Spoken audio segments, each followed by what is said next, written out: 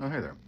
So I was reading this morning in Matthew, and something I noticed was out of the ordinary. Okay, so Jesus is there, and this Canaanite woman keeps yelling out, "My daughter is possessed by a demon. Please help her. Please help her. Please help her." And Jesus won't even talk back to her. And the disciples are like, "Are you going to do something about this lady? Because she's kind of making a commotion." And he says, loud enough for her to hear, "I came here for the children of Israel. I didn't come here for dogs." And you're like, ouch, golly, that hurts. That stings a little bit. And then she said, "But even the dogs eat the crumbs off the table."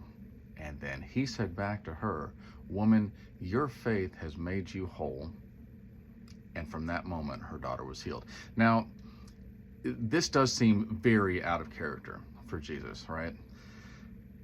And perhaps, and I'm only speculating here, perhaps he was trying to show, I mean, in one sense, he did come first for the children of Israel, right? That's what he came for first. Of course, they rejected him and crucified him. And so after that was to the whole world, to all the Gentiles and everything, which he knew ahead of time, but still I think was probably trying to wait till the time was appropriate. And Jews spoke to Gentiles like that, like, "You're basically a dog. I don't have time for you." But her faith made her whole. And I've been noticing this a lot because, I read the Bible all the time. And what I've noticed is anybody who brings somebody to Jesus, then he says, "Your faith has made you whole." He doesn't go on and on about how it's his power, he's God, and he has granted them or anything like that.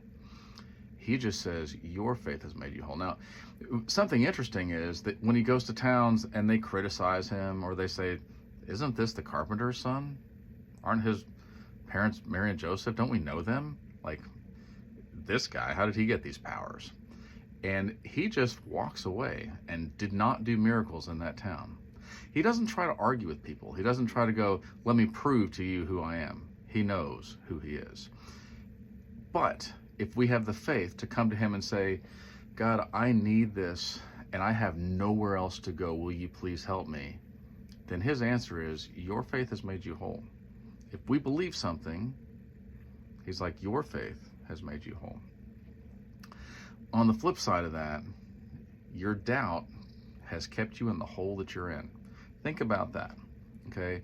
I hear people all the time, and I talk to people all the time that are like, "I need deliverance from God for fill in the blank." And they tell me typically a very, very, very long story with a lot of details that I don't need to know.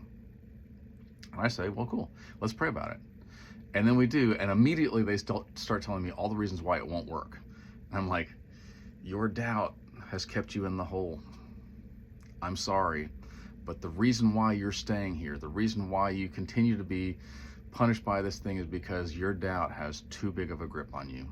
Stop worrying about all the reasons why it can't work and just trust God that it will work." Love you.